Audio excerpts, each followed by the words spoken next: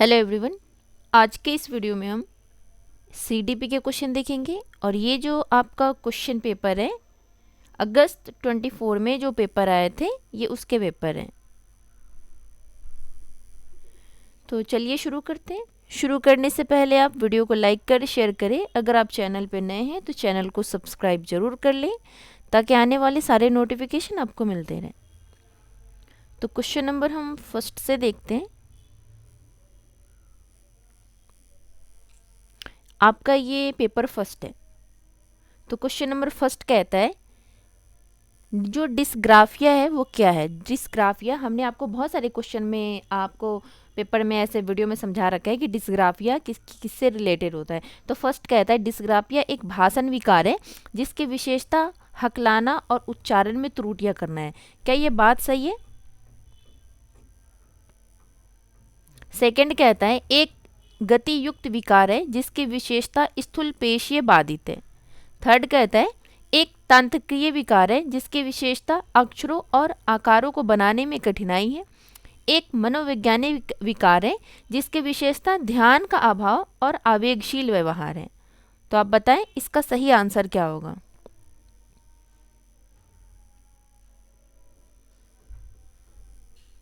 तो इसका जो सही आंसर होगा ऑप्शन नंबर क्या है, ये जो डिस्ग्राफिया है अक्षरों लिखने से रिलेटेड है। तो इसका जो सही आंसर हो जाएगा option number third is the right answer. यह एक तंत्रिकीय विकार है जिसकी जो विशेषता है अक्षरों और आकारों को बनाने में कठिनाई है। तो option number third is the right answer. Question number second देखते हैं। ये कहता है प्रतिभावान बच्चों को शिक्षित करने का उपागम जो उन्हें असामान्य रूप से तीव्र गति से पाठ्यचर्या के माध्यम से आगे बढ़ाता है क्या कहलाता है? विभेदित निर्देशन, संवर्धन, त्वरण गतिवर्धन या विसर्जन। तो इसका सही आंसर होगा option number third is the right answer. त्वरण मतलब गतिवर्धन, एसिलरेशन। क्वेश्चन नंबर थर्ड कहता है शिक्षक जो समावेशी कक्षाओं की दिशा में काम कर रहे हैं उन्हें चाहिए कि वे पाठ्यचर्या में अनुकूलन करें, विविध दृष्टिकोणों को शामिल करें, अपने समय के अंतर्निहित पूर्वाग्रहों की जांच करें, विविधता को एक बाधा के रूप में न देखें। तो इसका सही आंसर हो जाएगा, अब पूछ रहा है उपयुक्त में से कौन से सही है, मतलब जो सही है वही आपको बताना है। तो इसका जो सही आंसर होगा ऑप्शन नंबर आपका फर्स्ट सही है, पाठ्यचर्या में अनुकूलन करें। सेकंड कहता है विविध दृष्टिकोणों को शामिल करें, अपने समय के अंतर्निहित पूर्वाग्रहों की जांच करें। तो आपका जो सही है फर्स्ट, सेकंड एंड थर्ड। तो फर्स्ट, सेकंड, थर्ड किस ऑप्शन में है? तो option number second is a right answer.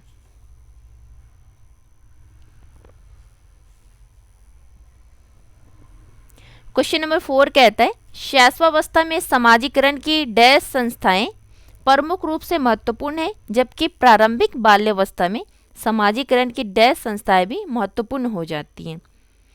तो क्या समाजीकरण तृतीयक है? शैशवावस्था में समाजीकरण की जो संस्थाएं हैं क्या वो तृतीयक के अंदर आती है? नहीं, तो वो प्राथमिक के अंदर आती है। तो इसका सही आंसर होगा option number second is the right answer, प्राथमिक माध्यमिक। आप जैसा कि आपको पता ही होगा शैशवावस्था में मतलब प्राइमरी लेवल पे जो समाजीकरण की जो संस्था पहली संस्था होती है तो वो माध्यमिक होती है। प्राथमिक की जो समाजीकरण प्राथमिक की जो मतलब जो समाजीकरण प्राथमिक स्तर पे फर्स्ट जो समाजीकरण होता है वो प्राथमिक होते हैं। तो इसका जो सही आंसर होगा शैशवावस्था में समाजीकरण की प्राथमिक संस्थाएं प्रमुख रूप से महत्वपूर्ण है और जबकि प्रारंभिक बाल्यावस्था में समाजीकरण की दूसरी संस्थाएं भी महत्वपूर्ण हो जाती है। तो इसका सही आंसर होगा second is a right answer. Question number 5 देखते हैं। लेवाइगोस्की के अनुसार सामाजिक कारक भाषा विकास को प्रभावित करते हैं परंतु संज्ञानात्मक विकास को नहीं। क्या यह बात सही है? गलत बात है। संज्ञानात्मक विकास भाषा विकास को सुगम बनाता है ये पियाजे कहते हैं। तो लेवाइगोस्की के हिसाब से यह आपका आंसर गलत हो जाएगा। भाषा विकास और संज्ञानात्मक विकास एक दूसरे से स्वतंत्र रूप से विकसित होते हैं। ये इंटर रिलेटेड होते हैं, ये स्वतंत्र नहीं होते हैं। भाषा विकास संज्ञानात्मक विकास को सुगम बनाता है। बिल्कुल सही बात है। लेवाइगोस्की कहता है कि जो भाषा का विकास है वो संज्ञानात्मक विकास को सुगम बनाता है, और जीन पियाजे कहता है कि जो संज्ञानात्मक विकास है वो भाषा के विकास को सुगम बनाता है। तो इसका जो सही आंसर होगा 4th is a right answer.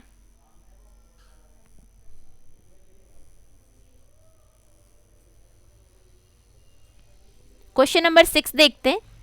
Lawrence Kohlberg के नैतिक तर्क के किस स्तर पर बच्चे जो आमतौर पर मानते हैं कि लोगों को समाज की अपेक्षाओं पर खरा उतरना चाहिए और अच्छे तरीकों से व्यवहार करना चाहिए? उत्तर संक्रियात्मक स्तर, पूर्व पारंपरिक स्तर, पारंपरिक स्तर, पूर्व संक्रियात्मक स्तर।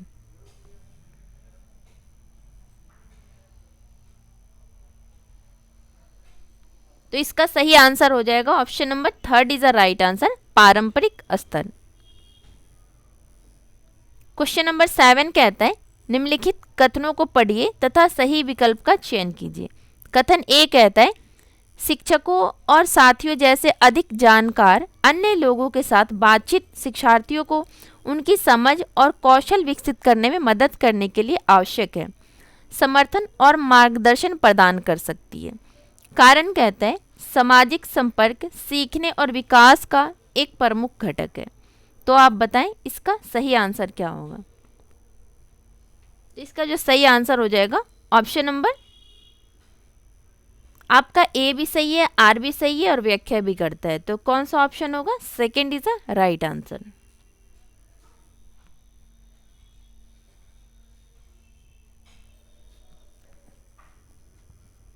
क्वेश्चन नंबर 8 देखते हैं। ये कहता है अधिगम के लिए आकलन के मुख्य लक्ष्य क्या हैं? अधिगम के लिए आकलन, असेसमेंट फॉर लर्निंग, इसका जो मुख्य लक्ष्य क्या होता है, मेन गोल क्या होता है?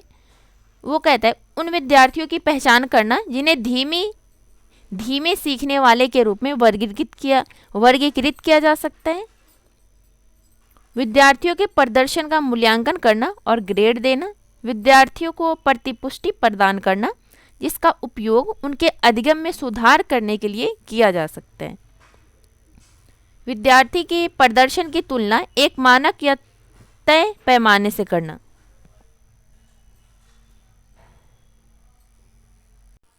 तो इसका जो सही आंसर होगा option number 3rd is a right answer. जो असेसमेंट फॉर लर्निंग होता है वो आपके पूरे साल चलते रहते हैं, मतलब विद्यार्थियों की प्रतिपुष्टि प्रदान करना जिससे उसका उपयोग अपने अधिगम में जहां आपकी गलती अगर कहीं हो रही है उसको सुधार करने के लिए किया जा सकता है। और तो option number 3rd is a right answer.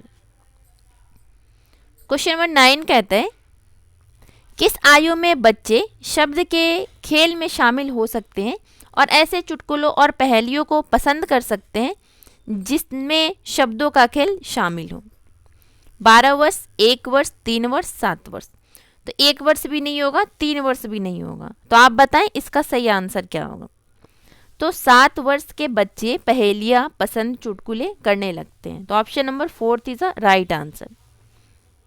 Question number 10 कहता है कैरल गिलिगन ने कोहलबर्ग के नैतिक विकास के सिद्धांत की आलोचना की है सामाजिक संज्ञानात्मक दृष्टिकोण से, नारीवादी दृष्टिकोण से, अनुवांशिक कारकों को पर्याप्त महत्व देने पर, केस अध्ययन को अनुसंधान पद्धति के रूप में उपयोग करने के लिए। तो इसका सही आंसर हो जाएगा option number 2nd is a right answer, नारीवाद दृष्टिकोण से। जो कोहलबर्ग थे उन्होंने जब एक्सपेरिमेंट किया था तब उन्होंने सिर्फ मेल को लिया था, फीमेल को नहीं लिया था। और जो कैरल गिलिगन है वो कोहलबर्ग की ही एक स्टूडेंट रही थी। तो इसका जो कैरल गिलिगन ने जो नैतिक विकास के सिद्धांत की जो आलोचना की है तो वो नारीवाद दृष्टिकोण से की है। क्वेश्चन नंबर 11 कहता है जीन पियाजे के अनुसार पूर्व संक्रियात्मक चिंतन की मुख्य विशेषताओं में से एक डैश है जो किसी स्थिति के एक पहलू पर ध्यान केंद्रित करने और दूसरे की उपेक्षा करने की प्रवृत्ति को संदर्भित करता है। कारण परिणाम का विश्लेषण, कारण कार्य संबंध, केंद्रीयन, विकेंद्रियन या परागमन। तो इसका सही आंसर हो जाएगा option number second is the right answer, सेंट्रेशन मतलब केंद्रियन। क्वेश्चन नंबर 12 कहता है प्रारंभिक बाल्यावस्था में जो वृद्धि होती है और सोच होती है क्या होती है, और जबकि मध्य बाल्यावस्था में वृद्धि और सोच क्या होती है। तो जो प्रारंभिक बाल्यावस्था में जो वृद्धि होती है वो स्पीड नहीं होती है, ना धीमी होती है, स्थिर होती है। तो आपका फर्स्ट गलत हो जाएगा, फोर्थ गलत हो जाएगा, या तो आपका सेकंड सही होगा या तो आपका थर्ड सही होगा। तो जो प्रारंभिक बाल्यावस्था में जो वृद्धि होती है वो स्थिर होती है, और जो सोच होती है कुछ हद तक आत्म केंद्रित होती है। तो यहाँ आपका आत्म केंद्रित आ जाएगा। और जबकि मध्य बाल्यावस्था में जो वृद्धि होती है वो धीमी होती है, तो यहाँ आपका धीमी आएगा, और जो सोच होती है वो तार्किक होती है। तो इसका सही आंसर होगा option number second is the right answer. प्रारंभिक बाल्यावस्था में वृद्धि स्थिर और सोच कुछ हद तक आत्म केंद्रित, जबकि मध्य बाल्यावस्था में जो वृद्धि होती है वो धीमी होती है, और जो सोच होती है वो तार्किक होती है। क्वेश्चन नंबर 13 देखते हैं। निम्नलिखित में से कौन सा स्थूल गतिक कौशल है? बुनाई, तैरना, एक कागज पर वृत्त को रूपरेखा के अनुसार काटना, एक कागज पर एक बड़े आयत को रूपरेखा के अनुसार काटना। तो इसका जो सही आंसर होगा option number second is the right answer. स्थल गति ग्रोस मोटर की बात कर रहा है, तो बुनाई, कागज काटना या ये सब तो फाइन मोटर में आएगा। आपका जो ग्रोस मोटर आएगा वो आपका तैरना हो जाएगा। तो second is the right answer. Question number 14 कहता है भौतिक वृद्धि और विकास के डैश और डैश सिद्धांतों का पालन करते हैं। जो भौतिक वृद्धि और विकास है, जो फिजिकल ग्रोथ एंड जो डेवलपमेंट है, follow the dash and dash principle of development. तो इसका जो सही आंसर होगा, फर्स्ट कहता है एकीकरण सरल से जटिल। एकीकरण तो नहीं होता है, तो आप तो पहले कट करेंगे। सेकंड कहता है जो भौतिक वृद्धि का विकास होता है वो शीर्षगामी और रोही होता है, और समीपस्थ आंतरिक से बाहरी की ओर होते हैं। ये नहीं होगा, ये भी नहीं होगा, विभेदीकरण की तो बात ही नहीं कर रहे। तो इसका जो सही आंसर होगा option number second is a right answer. जो भौतिक वृद्धि और विकास जो होता है, विकास के शीर्षगामी और रोही और जो समीपस्थ आंतरिक से बाहर सिद्धांतों का पालन करता है। तो second is a right answer.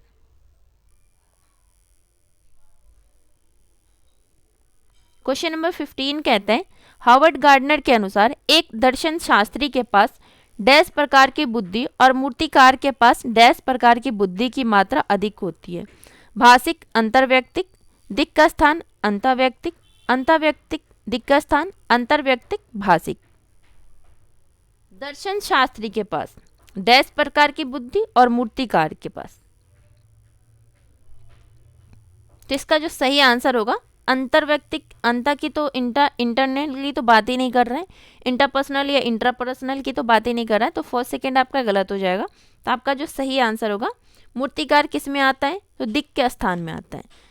और जो दर्शन शास्त्री के पास कौन सी होती है, तो अंतर्व्यक्तिक होती है, इंट्रापर्सनल होते हैं। तो आपका जो सही आंसर होगा third is the right answer.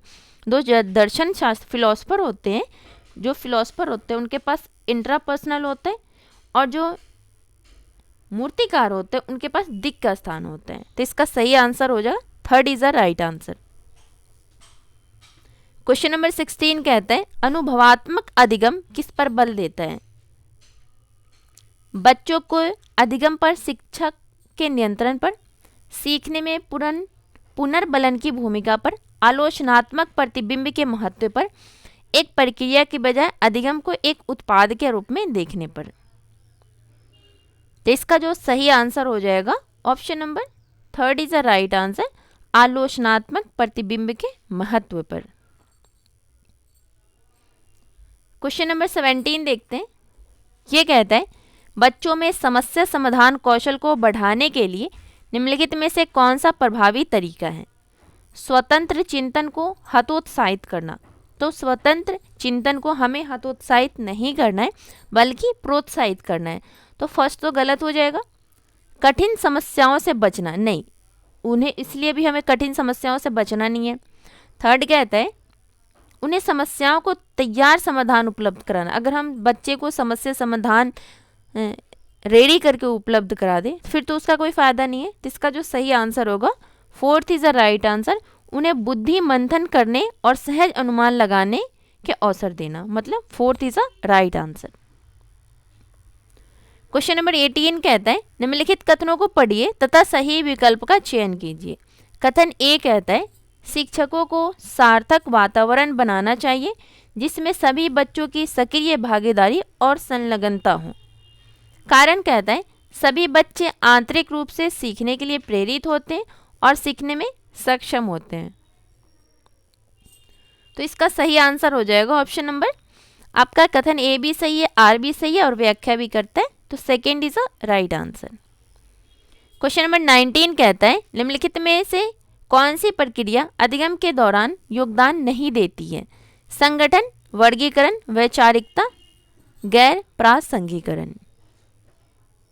तो इसका सही आंसर होगा अधिगम के दौरान कौन सी प्रक्रिया है जो अधिगम के दौरान योगदान नहीं देती है, वो हो जाएगा आपका गैर प्रासंगिकरण। Option number fourth is a right answer. Question number 20 देखते हैं निम्नलिखित में कौन सा एक ऐसे प्रश्न का उदाहरण है जिसमें विद्यार्थियों को अपने सोच पर विचार करने की आवश्यकता होती है? वाक्य में संज्ञान और क्रिया के बीच का संबंध, क्रिया की परिभाषा क्या है, आप क्रिया को वर्तमान काल में कैसे बदल सकते हैं, कक्षा की शुरुआत से क्रियाओं के उपयोग के बारे में आपकी समझ कैसे बदलती है। तो इसका जो सही आंसर होगा fourth is a right answer. Question number 21 देखते, ये कहता है निम्नलिखित में कौन से विफलता के लिए आंतरिक आरोपण का एक उदाहरण है? मतलब आप अगर किसी एग्जाम में फेल हो जाते हैं, फेलियर के लिए इंटरनल उदाहरण कौन से हैं? मुझे निम्न ग्रेड प्राप्त हुए क्योंकि शिक्षक कठोर थे, ये तो एक्सटर्नल हो गया। मैं परीक्षा में फेल हो गया क्योंकि मैं पर्याप्त पढ़ाई नहीं की, क्या ये इंटरनल है? लग तो रहा है। फोर्थ कहता है शिक्षक के पक्षपाती होने के कारण मुझे अच्छे अंक नहीं मिले, मैं परीक्षा में फेल हो गया क्योंकि मेरे दोस्त मेरा ध्यान भटका रहे थे। तो इसका जो सही आंसर होगा second is a right answer, मैं परीक्षा में फेल हो गया क्योंकि मैंने पर्याप्त पढ़ाई नहीं की थी। क्वेश्चन नंबर 22 कहते हैं निम्नलिखित कथनों को पढ़िए तथा सही विकल्प का चयन कीजिए। कथन ए कहता है बहुत कम उम्र में दुनिया भर में अधिकांश संस्कृतियों में लड़कियां गुड़िया को खिलौने के रूप में चुनती है जबकि लड़के कारों के साथ खेलना पसंद करते हैं। कारण कहता है बच्चे किसी विशेष संस्कृति की अपेक्षाओं के आधार पर एक लड़के या लड़की के लिए क्या उपयुक्त माना जाता है इसके बारे में जानकारी व्यवस्थित करते हैं और उसके अनुसार व्यवहार करते हैं। तो इसका जो सही आंसर होगा option number second is the right answer. आपका ए भी सही है, आर भी सही है और व्याख्या भी करते हैं। क्वेश्चन नंबर 23 कहते हैं लेवाइगोस्की के अनुसार डैश बच्चों के संकल्पनात्मक योग्यताओं के विकास में महत्वपूर्ण भूमिका निभाती है। मूर्त पुरस्कार, मूर्त पुरस्कार तो नहीं होगा। सहकर्मी सहयोग, सामाजिक अलगाव, ये भी नहीं होगा। मानकीकृत पाठ्यक्रम, तो इसका जो सही आंसर होगा पीयर कोलैबोरेशन, मतलब सहकर्मी सहयोग।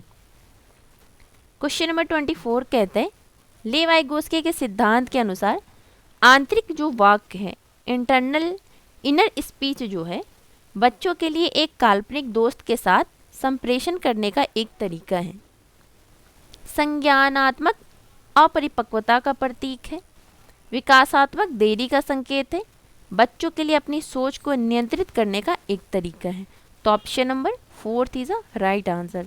इनर स्पीच आंतरिक वाक्य का यही मतलब होता है कि बच्चे के लिए अपनी सोच को नियंत्रण करने का वो एक तरीका है जो इनर स्पीच है।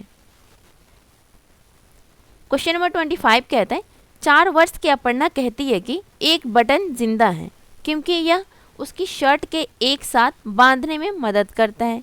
जीन पियाजे के अनुसार उसकी सोच की विशेषता है प्रगमनात्मक तर्क, जीववादी चिंतन, केंद्रीय, परिकल्पित, निगमनात्मक चिंतन। तो इसका जो सही आंसर हो जाएगा option number second is a right answer, जीववादी चिंतन। क्वेश्चन नंबर 26 देखते। निम्नलिखित में से स्वलीनता वाले विद्यार्थियों की विशिष्ट विशेषताएं कौन सी हैं? कल्पना को तथ्य से अलग करने की श्रेष्ठ क्षमता, उन्नत सामाजिक भावनात्मक पारस्परिकता, बार बार दोहराव और आवर्ती व्यवहार, संवाद कौशलों का उच्च स्तर। तो इसका जो सही आंसर हो जाएगा option number third is the right answer, बार बार दोहराव और आवर्ती व्यवहार। क्वेश्चन नंबर 27 देखते। निम्नलिखित कथनों को पढ़िए तथा सही विकल्प का चयन कीजिए। कथन ए कहता है शिक्षार्थियों के बीच समालोचनात्मक चिंतन को सुगम बनाने के लिए शिक्षकों को उन्हें विविध परिस्थितियों और विभिन्न दृष्टिकोण से अवगत कराना चाहिए। कारण कहता है जब विद्यार्थी विविध मतभेदों के बीच बातचीत में संलग्न होते हैं तो वो समालोचनात्मक और रचनात्मक रूप से सोचने की अपनी क्षमताओं को सीखते और समृद्ध करते हैं। तो इसका जो सही आंसर हो जाएगा option number second is a right answer. A भी सही है, आर भी सही है और व्याख्या भी करते हैं।